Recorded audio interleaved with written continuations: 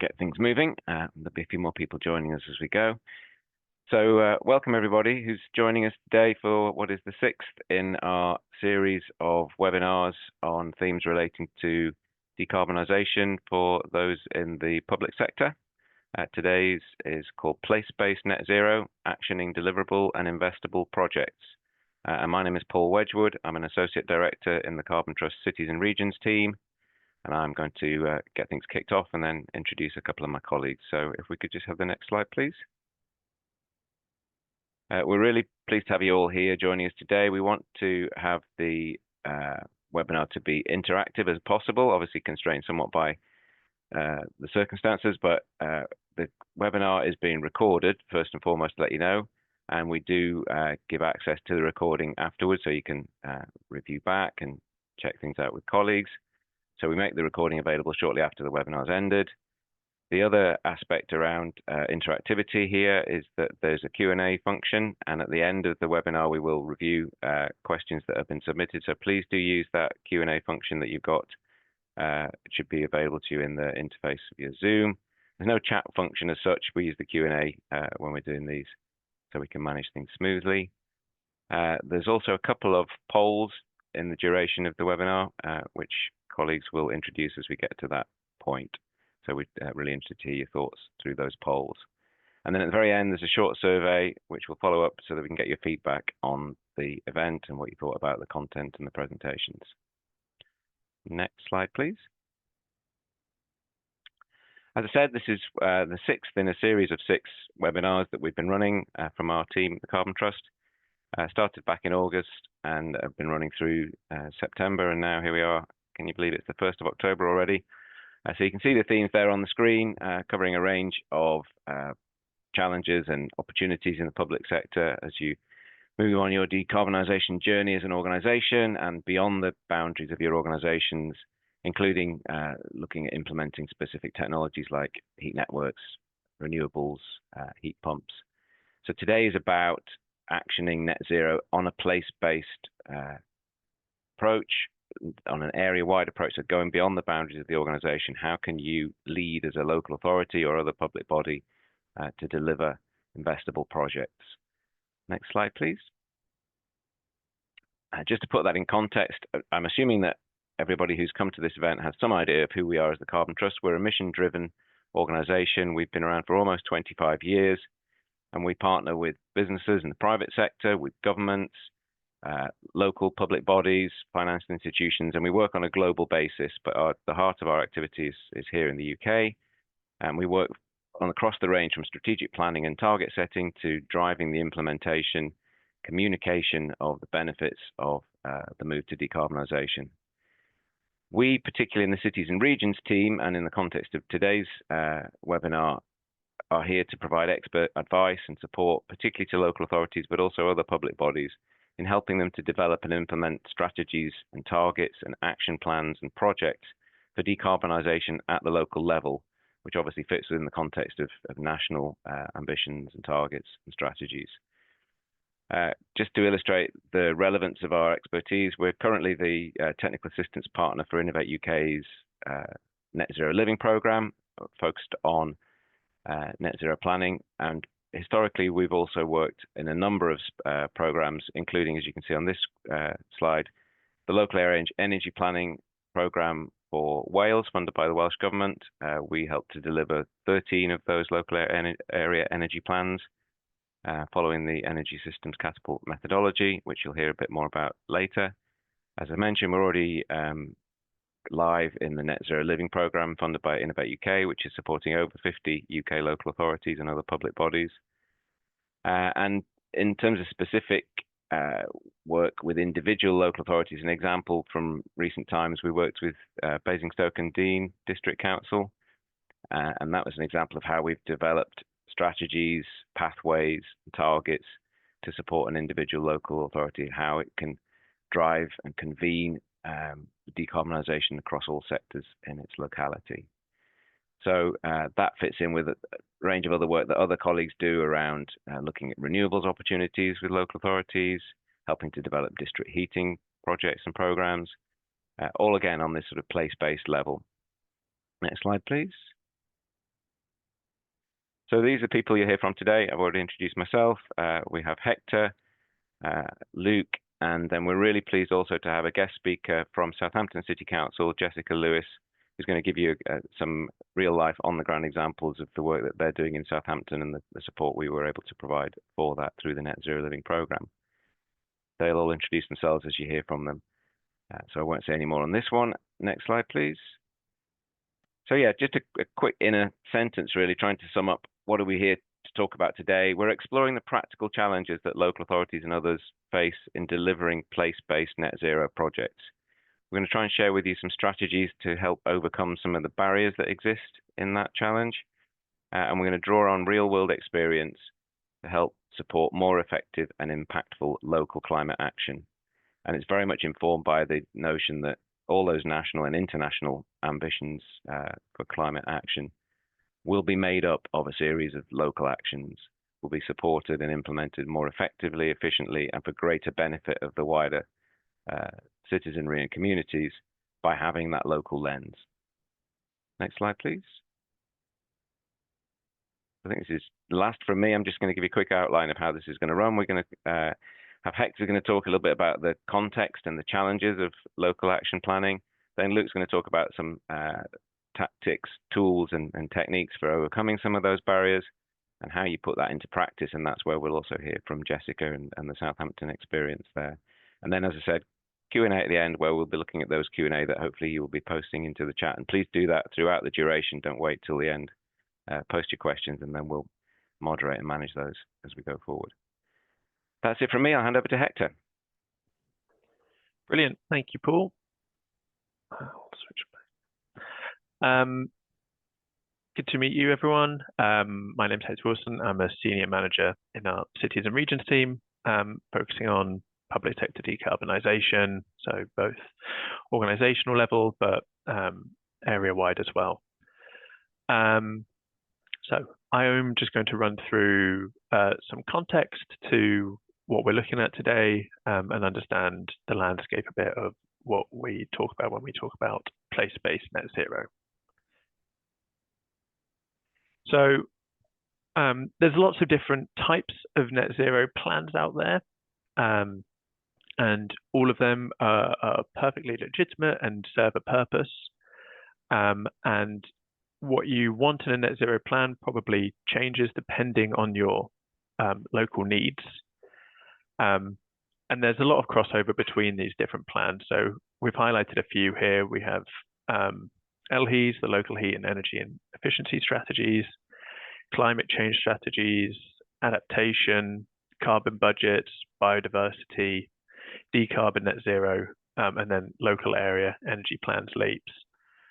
And like I say, these are all great and are really important in helping to progress to net zero, and they all do it in a slightly different way. What we'll focus on today will be more of the sort of LHES and LEAP type projects. These tend to be the more locally based, place-based type plans. In terms of what the value is of place-based, I think it's really important to highlight this. When we talk about place-based, we're talking about really developing plans from a bottom-up approach, understanding what the local needs are and how that fits into a national or regional context. And some great work has been done a couple of years ago to understand what the value is of place-based type work against place-agnostic.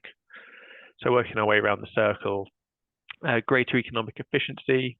So this study highlighted that place-specific approaches require significantly less investment compared to place-agnostic ones, about a third of the cost, while nearly doubling the energy savings. Maximize social benefits. Tailored local action generates wider social benefits, about double what could be achieved, again, if you were to take sort of uniform place-agnostic approach. And these include things like cleaner air, warmer homes, better health and safer streets. Reducing inequalities, so targeted interventions on a place-based level. You can target particular disadvantaged areas and help to reduce inequalities, again, by tackling some of the social benefits that we discussed before. Accelerated emissions reductions. Place-specific strategies enable faster and deeper decarbonisation. Stimulates local growth and jobs. Investment in local net zero portfolios can help support jobs, GVA, and particular net zero or jobs of the future, more so than you'd see from a place agnostic approach. Improved adoption of low carbon measures. So local tailoring to the work helps to overcome blockers such as lack of awareness, higher upfront costs, supply chain gaps, and making adoption more feasible and impactful. And then lastly, unlocking innovative financing. Place-specific plans tend to be more bankable and attractive to investors, and they enable blended finance models that combine public, private, and community capital. So just highlighting again why it's important to take this place-based approach. I'm going to jump into one such type of place-based approach, what we've been seeing a lot of recently over the last couple of years, and which I'm sure a lot of you may be involved in, and that's local area energy planning, or LAPES. So this was a framework developed by the Energy Systems Catapult, ESC, and their guidelines really. It's not a fixed approach, but the idea is that a local area energy plan serves as a roadmap for local governments to transition the entire energy system towards net zero. And that's really taking national climate targets and building them up into actionable local strategies, and making sure that local energy planning aligns with broader environmental goals. The idea as well with them is that they're very much data-driven, understanding the local context from a quantitative perspective, but also from a qualitative perspective. So stakeholder engagement is really key and fundamentally baked into local area energy planning. And it's meant to be collaborative and coming up with a sort of more cost-effective plan that's really driven by the needs of the local area. And if you're not aware, there's 7 stages to a LEAP as defined by ESC. And like I say, stakeholder engagement is baked right into it there. And the idea as well, it's not a static plan. You want to revisit it every few years, make sure that it's being refreshed and kept up to date. In terms of how we got here, it's been a long time coming. LEAPs have been around for the last 10 years or so, as has many other forms of local action planning. I mean, I originally saw local enterprise partnerships spearheading a lot of this work, again, probably around 2015, 2017. But Bury Council, Newcastle, and Bridgend, they were some of the pilot studies that kicked a lot of this work off. ESC and Energy Technology Institute have been fairly instrumental in creating some of the reports and the frameworks that have then been adopted in 2018 and 2021. The UK setting a net zero target in 2019, I think, has been fundamental for really accelerating a lot of the drive from local authorities to cut emissions and really start thinking about this in more detail. And we've been supported along the way by other tools. So the Scatter tool, which I'm sure a lot of you are familiar with, was developed by Thesis Group. And again, I think that kind of started the talk around creating a data-led approach. Into the more recent past, DESNZ has been very supportive of LAPES, and that I think has also helped to accelerate their uptake and adoption. But things haven't stood still. This year, there's been a lot of talk about regional energy strategic planning, or RESPs, and this continues to develop, and we should see our first plans in 2027, with transitional rests in the meantime. And it's really not a static picture. There's a local power plan as well that's been developed, and work around warmer homes too. So all of this is continuing the good work that's already ongoing. Just finishing up on the context here. This is a map produced by Energy Systems Catapult. It might be slightly out of date now, but just gives a good overview of the scale of who is looking at local area energy planning, who's developing one, who has developed one, and who's worked on other work around energy planning and developed a baseline energy outline. And we're looking at about almost 20% of all local authorities in the UK. Scotland is doing really well with their LHEs, and all local authorities have one of those up in Scotland. But we'd like to take this opportunity to pose a question to you and understand where you are on your journey for not just LEAPs, but local action planning. So we have this poll here. So please take a minute to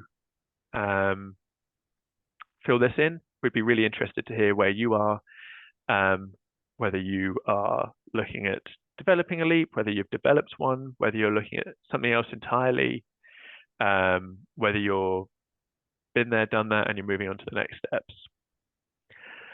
So we'll keep this poll open for a little bit while you answer that.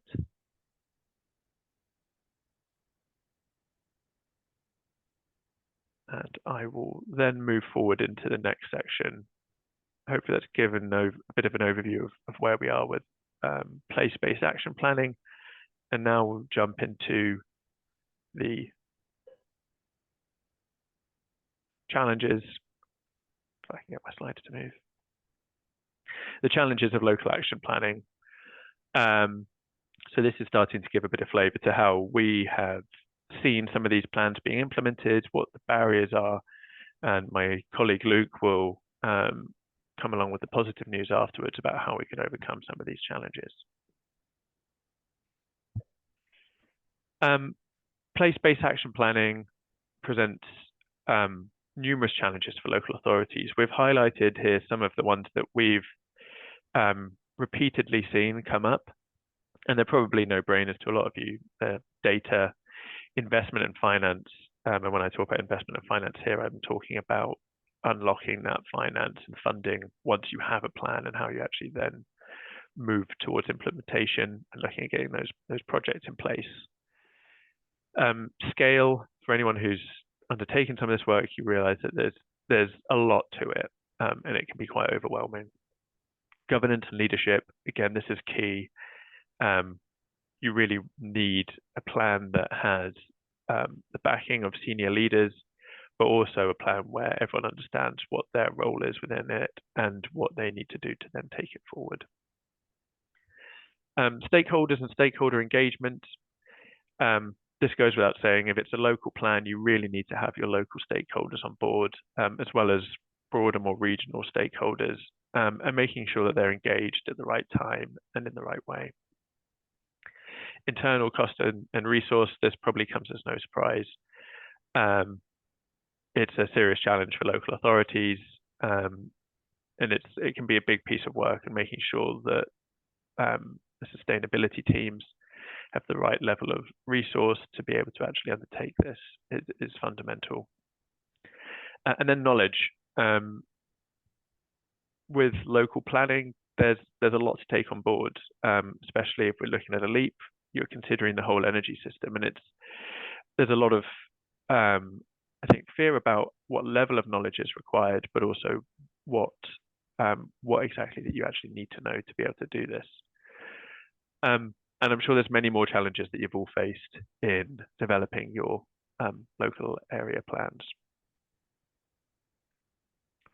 Just going into some of these in a bit more detail, and the sorts of questions that we've hear people ask around data. There's questions about what data do you need? What what is it that you actually need to be able to develop a plan and develop actions that are implementable? Where do you find the data?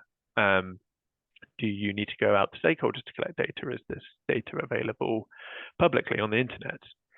How do you store the data? Is it locally? Is it you're connecting into something? And then how do you make sense of it all? There is a hell of a lot of data out there.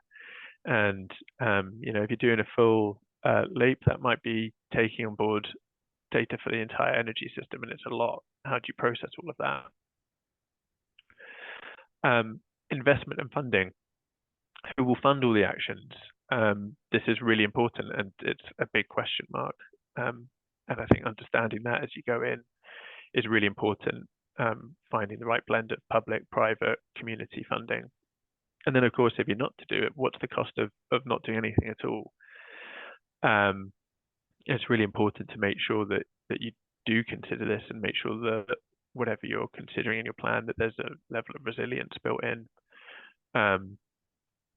Scale. I think, again, like I say, the scale of some of these plans can be overwhelming. How do you just get everyone together in the first place? And how do you capture everything with a local area? What should be included and what's not? And if you are capturing everything, that's a lot. How do you manage all of that? Leadership and governance. Who actually owns the plan and who implements it? These are really fundamental questions that can be really challenging once the plan's been developed. Where do you go from there? And having these nailed and locked down is really key. Stakeholders. Who do you engage? How do you engage them? When do you engage them? All really important questions, and I think it's really key to understand and have a proper engagement plan, so you know exactly who to bring in at the right time, what information you need from them, or what information you want to give to them, to make sure you're not overwhelming stakeholders. Really, really important. Internal cost and resource. Again, I'm sure this is familiar to a lot of you. How are you meant to deliver this plan or develop a plan if you're just one person in a sustainability team? And then how much does it actually cost to produce one of these? And there are some fairly wild numbers going around in terms of how much a leap can cost and how much time is required. Again, this can vary massively and can be quite a mammoth project and take a fair amount of time. And then on knowledge, do you need to know everything about the energy system? Do you need to know how to do data modeling? Do you need a local plan? All of these things are really important, and a lot of it, I guess, is finding out along the way, but making sure you are fully equipped in knowing what exactly is involved and what you want out of your plan is really important to know up front. So just to put a bit of data behind this, in terms of barriers to delivering a leap, this was a survey carried out by Utility Week, I think mainly looking at SGN and SSEN customers.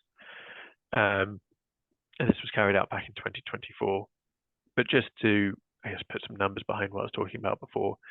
And again, we see that the same sorts of common things. Over half of respondents worried about internal resources, both the funding and the people. The data, a serious challenge there, with 62% of respondents worried about having the right sort of data. And then knowledge, and I guess a bit on leadership and governance, over half of respondents not knowing what is expected of the plan and how they'll actually carry it out and who will do that. So yeah, I think this just again highlights the challenges, and again probably just stating that you're not alone in having these worries and concerns, and these are fairly universal challenges. So then my final slide here before I hand over to Luke, who will, like I say, put a more positive spin on some of this. Just a bit of our experience. We've developed numerous local-based energy plans, both LEAPs, net zero plans, and many others. And just how we've seen some of these challenges that I've talked about manifest themselves in the actual work. Reinventing the wheel is a serious problem. A a lot of the time, a lot of this data analysis, feasibility studies, renewable energy assessments, they've all been carried out already. And that's a big basis for a lot of the work within a local energy plan. So I think just making sure that you are fully aware of what is happening within your local authority, and who the right people are to speak to. And again, that comes back to stakeholder engagement to make sure that you're not reinventing the wheel and doubling up on efforts.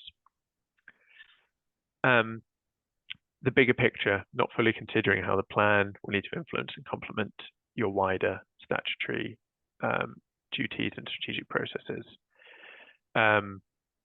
This is a bit of a, sometimes the plan being such a mammoth piece of work, a lot of focus can go on it without necessarily thinking of how it affects other strategies and plans within the local authority, and the work can sometimes be a bit siloed. So it's just making sure that you're aware of that and breaking that down if need be at the start.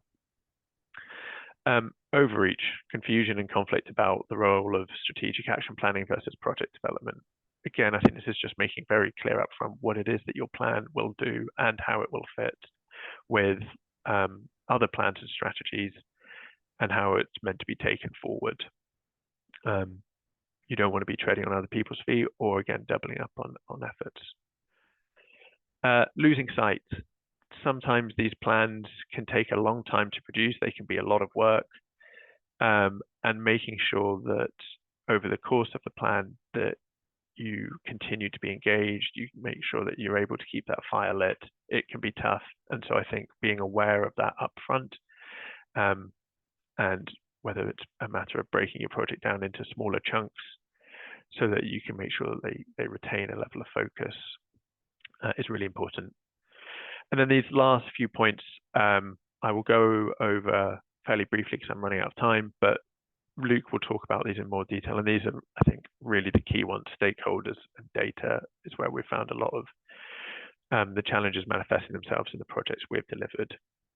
Overwhelming stakeholders, really important to bring them on board, but the scale of it can often leave stakeholders disillusioned and not necessarily bought into the outcomes. So I think it's making sure that you engage them in the right way, give them the right level of information, and not bombarding them with kind of everything. Analysis paralysis, becoming overly concerned with granularity of data. Better to focus on what data you need, who will use it, and what they'll use it for. I think with a lot of these plans, we really know where we're trying to get to. We need fully electrified fleets, we need fully electrified heat, we need more renewables. I think it can be easy to get bogged down in the data and trying to understand all the different scenarios, whereas we kind of know where the general movement is. So it's just understanding what the right data is that you need to then actually start implementing some of this. And lastly, lack of buy-in. Stakeholders that haven't fully bought into the process, whether that's because they've been presented something that looks like a strategic plan and think that's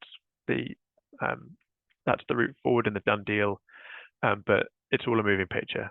And so I think just being aware of that and making sure that you engage stakeholders in the correct way is really key. I will hand over to my colleague Luke now, who will talk about overcoming some of these barriers. Over to you, Luke. Thanks, Hector. Hi, everyone. Thanks for joining. My name's Luke McLaughlin. I'm an associate in the Cities and Regions team here at the Carbon Trust.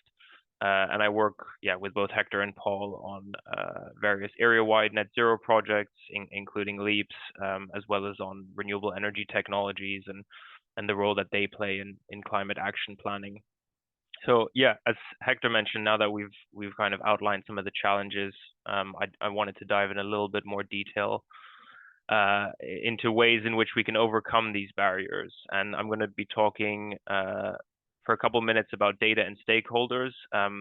Firstly, because this is one of the key areas where public sector organizations face challenges, but also these are the two elements where you have a lot of control over. What do we mean by data and why is it important? Data is fundamental for calculating an emissions baseline, identifying emission hotspots, and modeling future scenarios.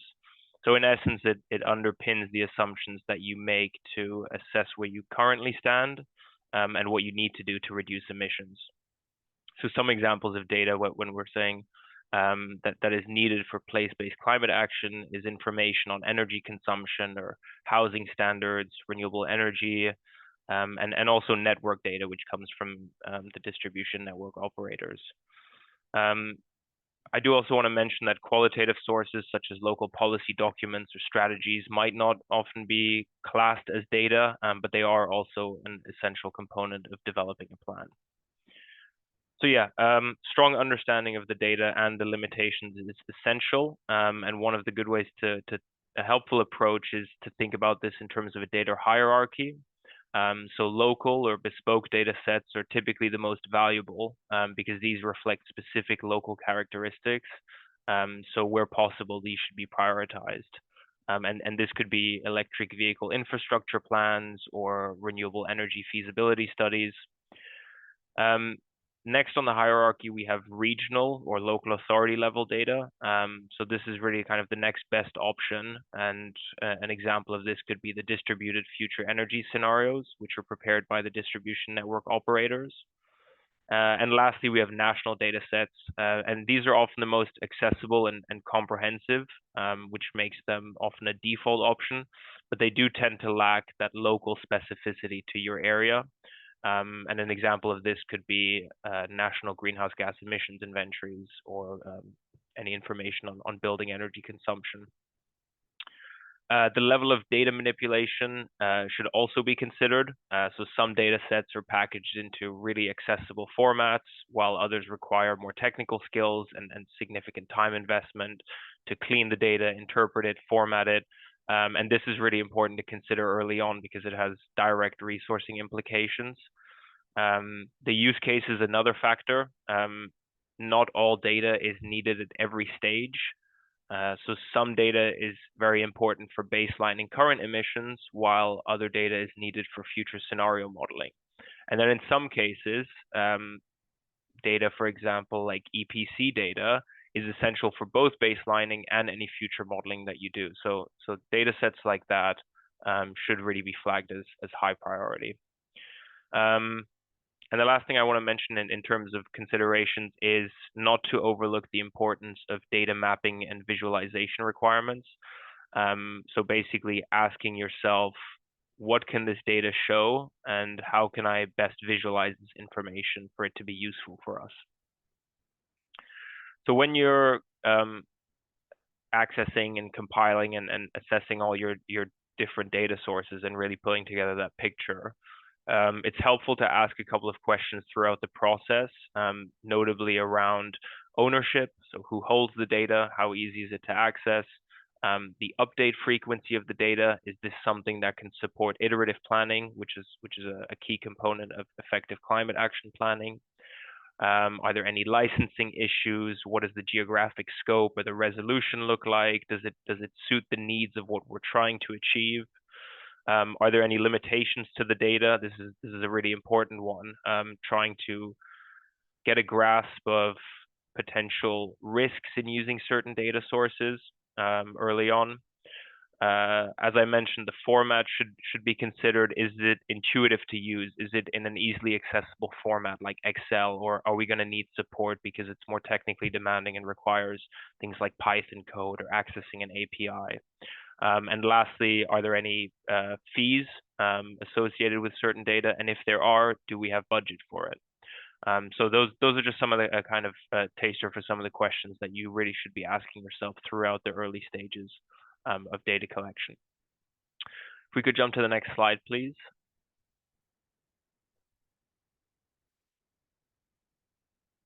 Thank you. So yeah, as Hector made clear, place-based climate action is very complex and it requires input from a wide variety of actors, from a national, regional, and especially from a local perspective.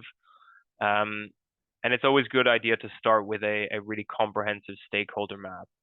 So how would you do this? The easiest way is really to identify every single relevant actor and then start categorizing them by their relevance to local climate action or specific projects, specific decarbonization projects. And when doing this, it can be useful to distinguish between primary stakeholders and secondary stakeholders. So primary stakeholders should be engaged throughout the process and are going to directly influence the outcomes of the plan, whereas secondary stakeholders might only need to be consulted at specific stages. And this mapping exercise really can help to capture all the voices that are needed to allow for more targeted delivery and more efficient engagement, really. Once all of the stakeholders are identified, clear communication and a well-planned engagement plan is really essential. It should be ambitious but feasible. And again, as with data collection, it really needs to be aligned with the internal resource that you have and the capacity that's available. When convening stakeholders, there's going to be a lot of people and organizations that have differing priorities. And the climate agenda should really always be kept front and center in all of these discussions. And the last point, that I wanted to make on stakeholder, and another important consideration is the benefits that you can gain from engaging with the wider community, as it can help you gather local perspectives on the transition to net zero, and that in turn can build support for future projects. And while most stakeholder engagement can be led internally, community outreach may be one of the components where specialist support can be valuable. So I've put a lot of stakeholders here on this slide just to give you an idea of who you really should be thinking about in these early discussions, and just to give you some examples of what you could be asking from these stakeholders. So internal council departments should definitely be consulted at all stages. They can provide input on public buildings, energy strategies, and development plans. Local developers should be consulted to coordinate around renewable energy projects. Social housing providers can offer data on building performance and retrofit needs. Large businesses and industry is another key one to discuss energy use, energy efficiency, and also potential supply chain issues, which is relevant. Community energy groups for insights on local retrofit and any energy ownership initiatives that might be taking place in your area, and also local residents more generally to understand the public support and challenges and opportunities from climate action planning. Next slide, please. So we've spoken a lot about the challenges. We've spoken a little bit about data and stakeholders and how those are kind of key levers that you can lean on to facilitate your climate action planning. But ultimately, the kind of optimal path or sweet spot for each organization will differ, and it's going to be shaped not only by your local geography or your energy system, but also by internal factors and some external factors. So political will, budget, your internal capacity and resourcing. Those are all factors which should be considered when determining the optimum solution, and also the ambition for wider social and economic benefits. One of the central messages I think of this webinar is to really emphasize that local authorities are not expected to do everything alone, and it also wouldn't be effective for them to try. But really that convener role is critical because they're placed in a position where they can bring a broad range of stakeholders together, all the way from local communities to regional or national institutions. And historically, local climate action planning and LEAFs in particular have often been siloed a little bit, and there's been limited coordination between the local authorities, the residents, the businesses, and then the kind of network side of things, so the DNOs and the National Energy System Operator. And this fragmented approach can limit the potential impact of plans, and it makes delivery a lot more challenging. So because of these factors, clear delivery models are really essential to shape effective project pipelines and then deliver successful implementation strategies. So before I go into the next section, we have another quick poll just to gather some thoughts from all the attendees. So aside from statutory duties and political commitments on climate change, we'd like to know what is driving you to develop a place-based action plan. So there's a couple of options, and it's multiple choice. You can select up to 3. So I'll just leave this open for 30 seconds or so to give you a chance to answer.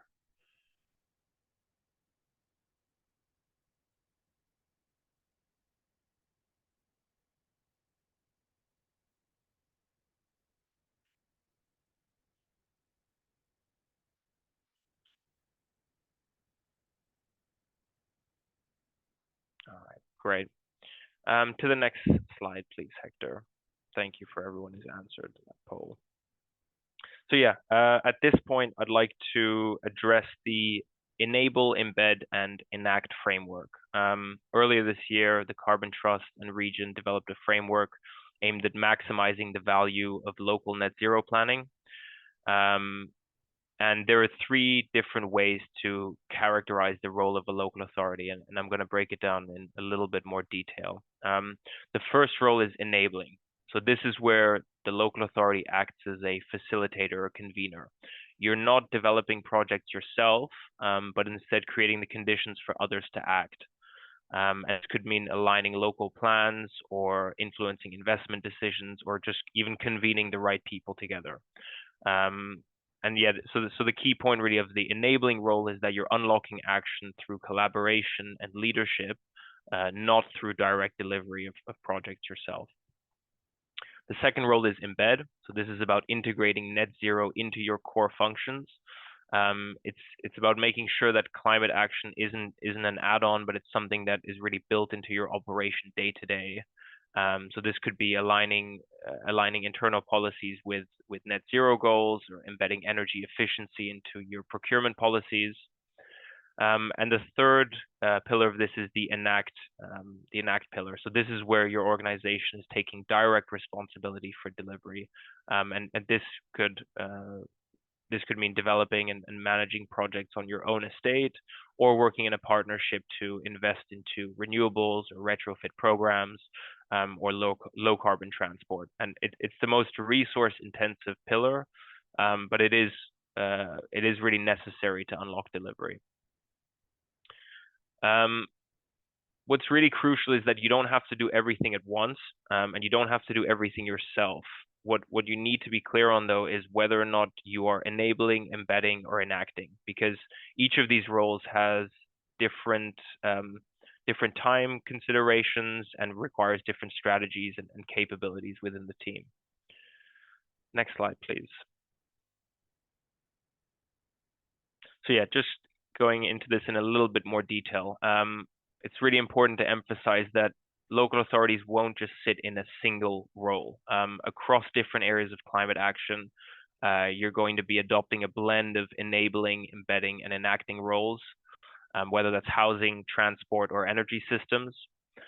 There are some areas where local authority delivery, what we refer to here as enacting, is especially important, and these are typically areas where the private sector may be reluctant to act on its own. So any projects like relating to social housing or investing in EV charging infrastructure, when it's a less commercially viable business case, local government leadership is often essential in that respect. Whereas in other areas, the local authority may not have the means or the knowledge really to effectively enact change. And this is where they would take on more of an enabling role. And a good example of this would be industrial decarbonization, which is still very heavily dependent on the ambition and financing from private businesses. So by understanding where you're best placed to lead and where you're best placed to actually deliver, you can build a more strategic and realistic approach to local climate action, which ultimately will deliver the most impact. Next slide, please. So yeah, that was a very quick show-stop tour of the Embed, Enable, Enact framework. And I wanted to briefly talk about putting this into practice through a case study.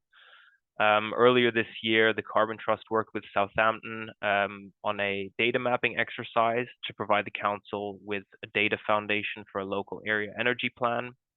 And the aim was to create a useful evidence base for net zero project identification, design, and delivery. And as part of this, we provided Southampton with a comprehensive data matrix, as well as support with initial stakeholder identification and mapping. And we wanted to use this enable, embed, enact framework to help guide Southampton in understanding their role. And as part of this, what we did is we created a summary table of all possible interventions which would relate to Southampton's energy system and really map out how the energy system impacts relate to each of these components. And this is what you can see here on this slide. So I think in the interest of time, to make sure that Jessica has enough time to speak, I think we're going to skip over the next slide, and I'm going to now hand over to Jessica Lewis, who's the leader of sustainable projects at Southampton County Council, to hear directly from her about Southampton's net zero journey and how they plan on maximizing the value of their lead. So yeah, on that note, over to you, Jessica. Thanks. So yeah, I'm Jessica Lewis from Southampton City Council in the sustainability team. We have been working on a net zero plan from the beginning. We knew we wanted it to be a working tool, something we could update easily and people could access. So we've been thinking a lot about the purpose of a local area energy plan, who's using it, what is it used for, and what story do we want to tell. So next slide, please. So first of all, we want it to help with engagement with partners, with organisations, current city partnerships, large energy users in the city, with communities to discuss priorities, community groups to use to plan projects. So we compile data using a tool developed by the DNO in our area, and using the data matrix that Luke was talking about as a checklist to make sure that we've included all the key information. We wanted to avoid technical terminology, so it was easy to read and understand, keep really simple and think, what do people want to know? We wanted people to be able to use it for their own uses internally, for example, so public health teams, and externally partners, community groups, residents groups. So it has interactive maps. People can zoom into their buildings, their streets, and then thinking about the potential to use it for a neighbourhood plan, a street plan, or even just a building plan. Generally for residents' engagement, we want to ask big questions like, what does the future of Southampton look like? What do you like about your home? What would make it better? How do you want to get around the city? There isn't a set engagement process for this, so we are exploring options and thinking about how we want to do this. And this baseline data helps us set the scene and create a shared understanding about what the energy system is like now and what it might be like in the future. So the other thing that we need the information for is to talk to the DNO and NESO to feed into the capacity planning processes. For the TRESP, it's very project orientated, and it seemed like they needed a lot of certainty about things that were going to happen. And for the DNO, about the energy demand in the future. So this might be homes built, businesses, renewable energy sites. And compiling this information highlighted how useful it was to build up from different interventions and energy needs in the cities from partners. And for this, we did need to talk to partners and get their information, and also to think about our own. And then it's also about project delivery. So saw it as a starting point to understand what we need to do and what might be possible. And the large scale data is not necessarily helpful for this. So for priorities, we can say, oh, it's about EPC and fuel poverty, but we don't have the mechanisms to start these projects at the moment, and there is funding available. We also have a citywide universal advice line in the city to help with people to access this funding. So it's not necessarily a space that we need to step in at the moment. For projects, it's really useful to think about feasibility to narrow down options. For example, large-scale rooftop solar, where is it possible? Then looking for viable sites, engaging with the owners, and that then might become a business case. So really useful to think about the role you want to have as a local authority, which I think has a lot more impact than a prioritisation, for example, based on sort of feasibility. For instance, is there an appetite for building operating a heat network? More important for us to go where the energy is and think about what we want to do as a council. And just next slide, please. So this is I've just put this up to show you what the map looks like in the baseline data information, and you can see it's really detailed, it's building level, and all the blue is where there's potential based on certain assumptions for solar panels. It's interactive, you can zoom in and out, and you can do this for many different data sets, and we can also add our own to it. So next slide, please. So this is like our plan on a page and what low carbon looks like for us at the moment. And it is a shift to electric. There may be other sources in the future, for example, geothermal or waste heat. But at the moment, we don't have enough information about that. And you can see that we've made some big assumptions about energy demand based very much on an average around sort of individual buildings. And then there's some big questions. For example, if every house with a car goes to electric, if solar panels are on every roof, if everyone has a heat pump or is on a decarbonised heat network, do we do it by building across the energy systems and then thinking about how to present that? So the data matrix is really useful to look at the data sources you need for modelling as well, such as renewable energy planning database, regeneration plans, transport strategy, and the DFES, which is the distributed future energy scenarios from our DNO. And we did not find using different scenarios helpful. As like Hector said, we know we need to do everything everywhere. For us, modelling requires the build-up of information from projects and local knowledge rather than that high-level data.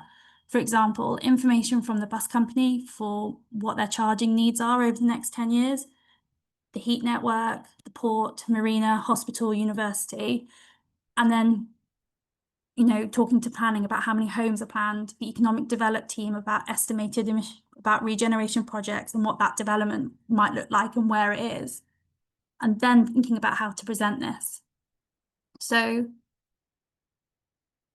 I think it's better to talk about local area energy planning rather than the local area plan, as it is much more of a process for us. And I don't think it needs to be a certain type of document to be useful, and that it will look different for different areas. And that's it for me. So I think I'm handing back to Paul. Thanks, Jessica. Yeah, back to me for going through the Q&A. And first of all, I just want to thank especially Jessica as our guest speaker from Southampton, but also Hector and Luke and the team behind the scenes who've helped us put together this webinar. But really great to hear that all brought to life from the example there at Southampton City Council. Very much working at the coalface, as it were, if that's not an inappropriate thing to say in a climate change themed event. So thanks, Jessica. That's really helpful to hear from you on that. We do have some Q&A already posted in the Q&A function. Please do add more to it. We've got about 5 minutes and we'll get through what we can. Anything that we don't get to, we do promise to follow up and we'll email out to everybody who's attended with the Q&A that we weren't able to cover in the time that we had here this morning. So in the interest of time and without further ado, I'm going to start picking out questions from the Q&A that people have posted so far.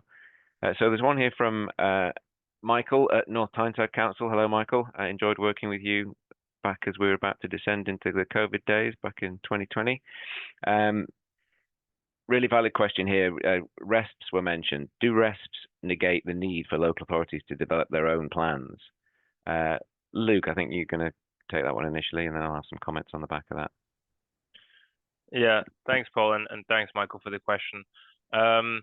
Short answer is no. RESPs do not negate the need for local authorities to develop their own. I'm guessing you're referring to climate plans or local area energy plans. The RESPs should be seen very much as a network side plan. So they're really the work that's been being done by the DNOs should underpin the decisions around reinforcing network infrastructure and where upgrades are needed. But in order for the RESPs to be accurate and up to date and really valuable for local authorities, they need input from the local authorities. And one of the best ways for local authorities or public sector organizations in general to obtain that data to share with the DNOs is through climate action planning. So ideally, in an ideal scenario, you would develop your climate action plan, identify your key projects, your key initiatives or interventions that you want to implement, and then actually share that with the DNOs, who will then account for those within the rests, which then define how the network is going to change over the coming years. Yeah, Paul, anything to add? Yeah, thanks, Luke. That's a really good summary. What I would say in addition to that is that within the Net Zero Living Programme with Innovate UK and other partners, it has been and continues to be the source of some debate as the extent to which RESPs will provide some of the assumptions, some of the baseline data that local authorities can then use, some of which might mean you already have enough of a picture. And going back to what Jessica was saying about, how many scenarios is it really sensible to model and how much analysis paralysis do you want to get into? If, and I stress it still is an if, based on how the RESP is emerging and developing, if some of those assumptions that NISO and DNOs will be putting into RESP will be enough for you to work with, it may be that you can put your resources and efforts into other areas of planning and data analysis around, and I'm thinking particularly around projects and initiatives that would be unique to your locality. So there'll be certain national and regional assumptions put in into RESP about, for example, rollout of EV charging. It may mean you don't have to do too much to localize that. You just take that and say, yeah, that's enough. We'll work on the assumptions that they've already automatically built in. But what we do need to tell them and what we do need to have really good analysis of locally are things that are going to be unique in our locality, whatever they may be. And that might be about big economic development initiatives. It might be about big housing development initiatives or housing decarbonisation initiatives that are specific to the way housing, buildings, industry even are configured in your locality. So I completely agree with Luke's point. They do complement one another, but exactly how they're going to complement one another is a bit of a emerging picture and certainly one to watch. I'm going to move on to the next question. There's a question been posted around the scatter tool. With the scatter tool no longer available, how do those organizations who've used it adapt their carbon mapping? Hector, I think you might have some thoughts on that. Yeah, it's a shame that the scatter tool is no longer available, but the data that sits behind it is still available. So I believe the scatter tool was built off DESNZ's local authority emissions reporting data, which is still there and still produced annually by DESNZ. So if you were using the scatter tool, it was a really neat framework for pulling that all together and presenting it, but the data is still available that sat behind it, and we can provide a link to that when we hand out the answers to all the questions after the webinar.